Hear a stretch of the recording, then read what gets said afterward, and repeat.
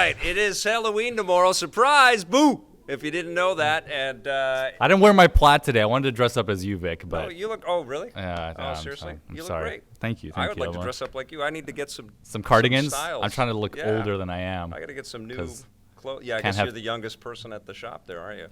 I think I am. Yeah. That is awesome. What do you do now? Because there's a lot of people that know you from YouTube and from I am a Esportes. video editor. Esportes. I'm like Mr. Esports here on the show. I am a video editor here for beautiful British Columbia. So I like all the television ads and everything that you see all across about BC. Isn't I'm that the cool? one. I'm the man behind it and Isn't working that on rad? it. Oh, thank you. Isn't that awesome? you know what was weird is the person that hired Bear had wanted to work with us way back in the day, and so we didn't end up working together. Everyone wants to work. No, with but you, Vic. it's a very small world, you know, Yeah, which of is course. which is really cool. But it speaks to the talent of this man. He's Thank not you. just a handsome dude that knows his stuff and always comes prepared with notes, but he knows how to do a little bit of everything, you know, some editing, learned and some from this guy. graphics work. And it's wonderful. Very proud of you. All right, let us get into our Halloween discussion right now. And I already did a segment called The First Five, where I looked at my first 5 creepy games as a suggestion for people out there. But this is a big topic. Horror games are a huge, huge part of the games industry. And you've already admitted that you're too much of a weenie and you get too scared Thank about you, Vic. video Yeah, games. thanks for letting everyone know. So am I. Yeah. Yeah, I just feel like, you know, especially with the VR space and how good, you know, directors and game producers have gotten. Yeah. You know, one title that, you know, I always call it the best game never made was PT. Right. And I remember the first time I ever played PT. you also still known as have that Silent on Hill. a I still PlayStation have that port? on my Yeah. PlayStation. There's actually a way, if you had it in your library, Yeah. you can use you can change your DNS settings and go to a private server and download it. Like, Right. It's a guide's out there for anyone who wants to play it. That's great. You just know there's going to be a PT something in Death Stranding. They're going to hope acknowledge. so. I mean, Guillermo Yeah. del Toro and Probably. and Norman Reedus and Kojima all together again. Yeah. Of course, they're going to have something. They'll probably be. I mean, they have Jeff Keighley in that damn game. They'll have everyone. Conan O'Brien's on there. But PT was one of those experiences that I remember that just, you know, using your microphone and, you know, looping around the same little labyrinth of a room. That was one of the most frightening experiences, and it was only like 20 minutes.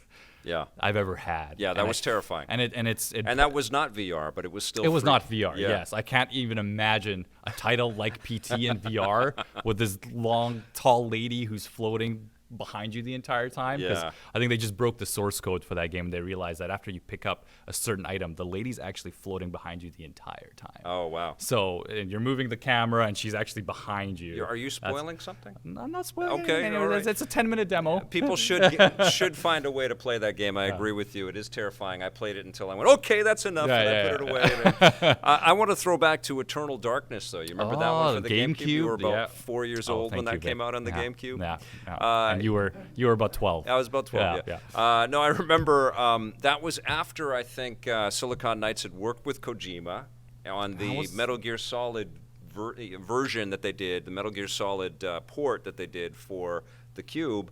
And I think that they, you know, Silicon Knights has always been a narrative-driven studio. Rest in peace, Silicon Knights, by the way. Yeah. They had some missteps, but they were working on some pretty impressive software back then. Blood Omen Legacy of Kain, I think, was their first one. That was an incredible game.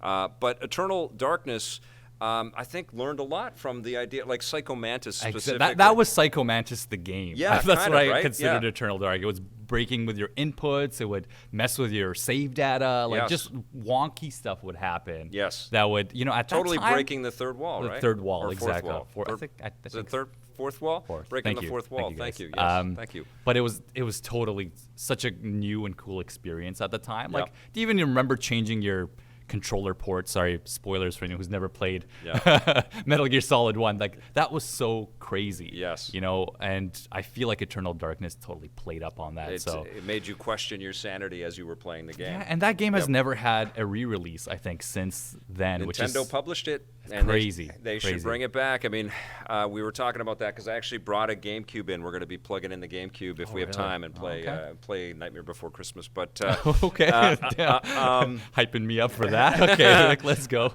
but there's that incredible library of all these different titles on the Cube, and it's just not easy to play that stuff until we get some kind of eShop or something. Hint, Nintendo. Well, I just wish they would do something where they would do like a retro console rather than let other people like Analog or something come out there with an HDMI retro machine. I wish companies like Nintendo would just say, no, people have libraries. Let's go back into those libraries. But speaking about a game that messes with game files and saves and kind of tries to break that fourth wall, right? Yeah. Is a free game actually you can get on Steam called Doki Doki Literature Club, which I'm sure you've heard of before. I don't know if you have. It's really dark. It's tied to another game, right? Like I think so, but it's kind of like a visual novel sort of experience, and it'll mess with text files. It's one of those games that I dabbled in with a friend, and I was like, I cannot do this anymore. Like it promotes itself as kind of this cute anime sort of game, and it gets super dark quickly. So if you really want to go down the dark path this Halloween, it's a free title.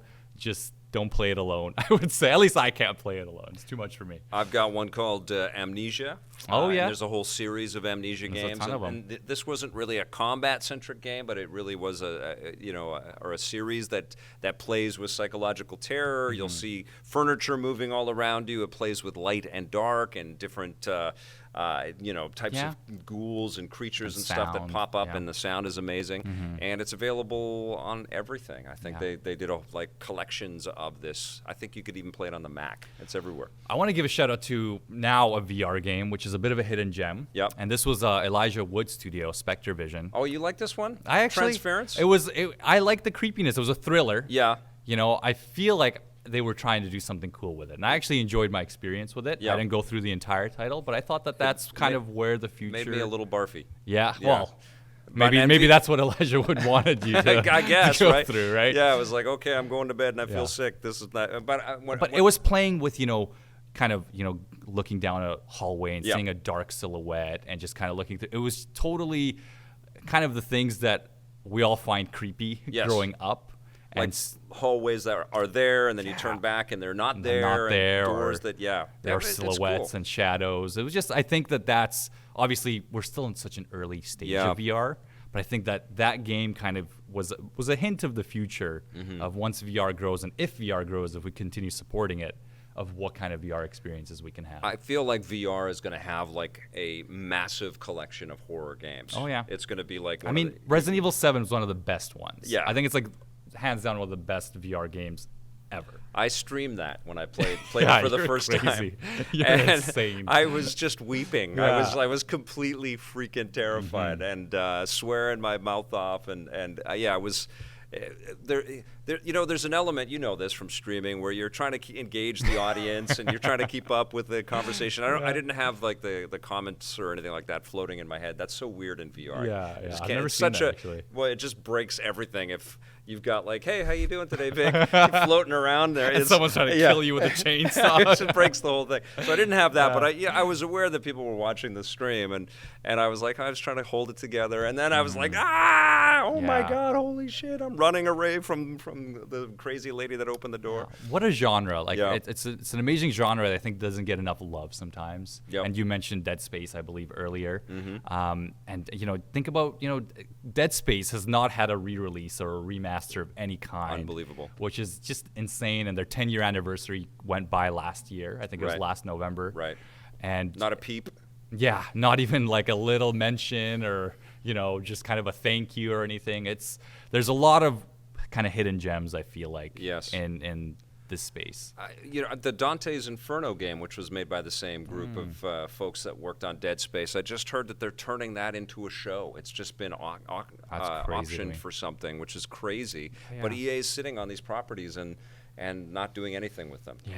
Re-release even for this generation would make so much sense. Exactly. But they don't do the single-player game that much. That's why Jedi Fallen Order, our hopes are strong for that one. Yeah. Hopefully it's a great game, but hopefully it sells a lot, and then they'll say, okay, I guess we can do more of these single-player type of experiences. That's why we got to support. We got to let people know what we want and put our wallet where Yeah, You know, 100%. A classic horror, I guess, franchise because they've made more than one. And it's sort of, but it's been absent for a while. Left 4 Dead, just a super fun zombie killer. I guess we've had so many zombie games that that got a little. And they've tried to glutted. bring back that formula in the team that had Evolve. Yeah. And I think there's a new one coming out. I forget the name. There is, yeah. There's a new one coming with the same Left 4 Yes. Dead team. Yeah. And it's bizarre to me that Left 4 Dead, it's kind of like, the old saying Valve can't count to 3. Yeah. Right? They cannot release a third game for the life of them, right? So it's incredible to me that Left 4 Dead has not seen a sequel. And honestly, that's a franchise where it's so much about replaying and seeing how far you can go and just getting together with buds and taking out all the zombies. Of course, the Call of Duty Zombies modes as well, I think, fill that void quite a bit, in addition to Left 4 Dead. And then there's other games out there like Dying Light, which I talked about. That's right, I love that game. I still love that game. But how about Outlast? Did you ever check out I Outlast? did play Outlast. Is some dark stuff. That's what was that movie? Was it the Hostel? Do you remember Hostel, the movie? Yes, really yeah. dark. I felt like Yeah. Outlast was like Hostel, the video game Yeah. for me. But You're totally under equipped to deal with the carnage, which makes it that much hiding more- under beds, you're hiding under court. That's just You have a flashlight, basically. Good luck. And it's a lot like Alien Isolation, right? is, Like yeah. it's just like, how do I stay alive? Run the hell away. Yeah. Yeah, it's very good though. It's very, very well made. another game might not be scary, Mm-hmm. but I feel like because it's kind of has the Halloween feel, I want to give Bloodborne a little bit of a shout out Okay, here. yeah. I feel like, if you want to just get into something that kind of gives you a bit of a dark, creature kind of it aspect. turns you into a monster. It's I so think after all the frustrating. deaths, okay, Vic, I see that what you're doing there. You become a violent, vicious asshole that no one wants to be around.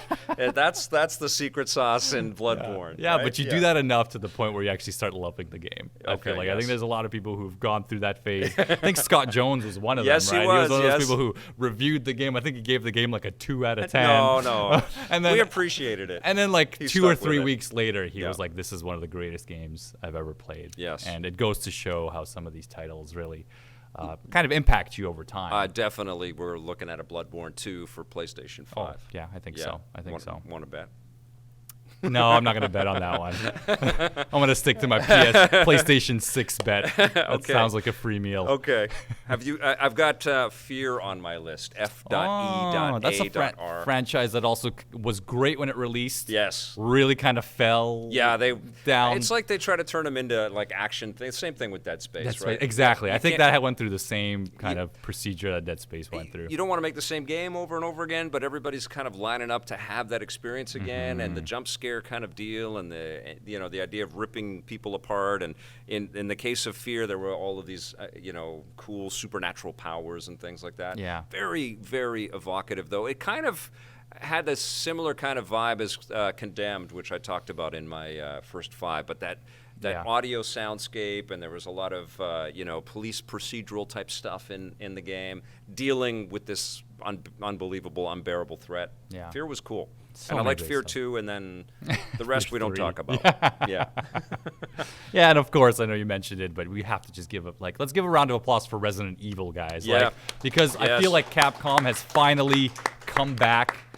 Totally. I was totally thinking that Capcom was going down the drain, that they were completely done. with Really? all well, I mean, look at Resident Evil 6. You had Yes. Resident Evil Umbrella Corps. That all Right. these terrible spin-offs. Right, yes. I thought the franchise was done. Right. Resident Evil 7 came out, shocked us. Resident Evil 2 remake, incredible. I had somebody And- on the channel actually comment about Resident Evil 4, and they said that game sucked. It wasn't even scary. And I'm like, I don't know if that was even the point of Resident Evil 4, though. I think it was to really change. Resident Evil 4, I think Resident Evil 4 is the reason why franchises like Gears of War exist, Yeah. right? Because of that over-the-shoulder view, they were the first to really make that cool. It was a revolutionary Yeah. sort of change for the franchise, but it was also pulling what they had learned from the previous Resident Evils and turning it into a much more 3D thing, which I found terrifying, and Yeah. it totally creeped me out. Yeah. Didn't creep you out? Not 4. No? Not 5. 1, 2, and all the other ones probably will creep me out. If 7 may be the most terrifying, though, Yes, in VR. in VR, yeah. Yeah. I would totally agree with you on Yeah. that. Yep. I'm All not right. getting anywhere near that. Yeah.